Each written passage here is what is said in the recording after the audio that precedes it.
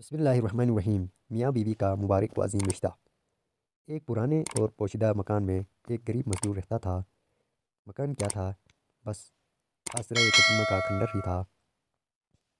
غریب مزدور جب سر شام گھر لوٹا، اس کی بیوی معصومیت سے کہتی، اب تو گھر کا دروازہ لگوا دے، کب تک اس لٹکے پردے کے پیچھے رہنا پڑے گا، اور ہاں اب تو پردہ بھی پرانا ہو کر پھٹ گیا ہے، مجھے خوف ہے کہیں چور ہی گھر میں نہ گھس جائے۔ شوہر مسکراتے ہوئے جواب دیتا ہے، میرے ہوتے ہوئے بھلا تمہیں کیا خوف، فکر نہ کرو، میں ہوں نا تمہاری چوکھٹ۔ غرض کئی سال اس طرح کے بحث و مباحثے میں گزر گئے۔ ایک دن بیوی نے انتہائی اصرار کیا کہ گھر کا دروازہ لگوا دو۔ بالآخر شوہر کو ہار ماننا پڑی اور اس نے ایک اچھا سا دروازہ لگا دیا۔ اب بیوی کا خوف کم ہوا اور شوہر کے مزدوری پر جانے کے بعد گھر میں خود کو محفوظ تصور کرنے لگی۔ ابھی کچھ سال گزرے تھے کہ اچانک شوہر کا انتقال ہو گیا اور گھر کا چراغ بجھ گیا۔ عورت گھر کا دروازہ بند کیے پورا دن کمرے میں بیٹھی رہتی۔ ایک رات اچانک چور دیوار پھلانگ کر گھر میں داخل ہو گیا۔ اس کے کودنے کی آواز پر عورت کی آنکھیں کھل گئی۔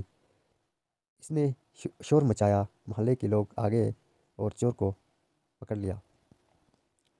جب دیکھا تو معلوم ہوا کہ وہ چور پڑوسی ہے۔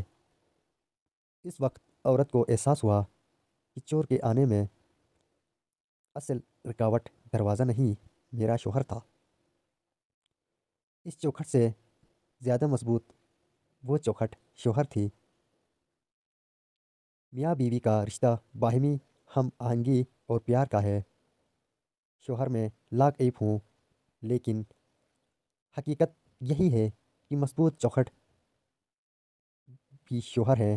ہماری شادی شدہ ماؤں، بہنوں اور بیٹیوں کو چاہیے کہ ان چوکھٹوں کی خوب دیکھ بھال کیا کرے اور اللہ کا شکر ادا کیا کرے کہ یہ رشتہ اور مضبوط ہوں، اور شوہر کا بھی یہ فرض ہے کہ اپنی ذمہ داری کو سمجھے اور اپنی بیوی سے پیار و محبت کا سلوک رکھے جیسا کہ اللہ پاک کا حکم ہے،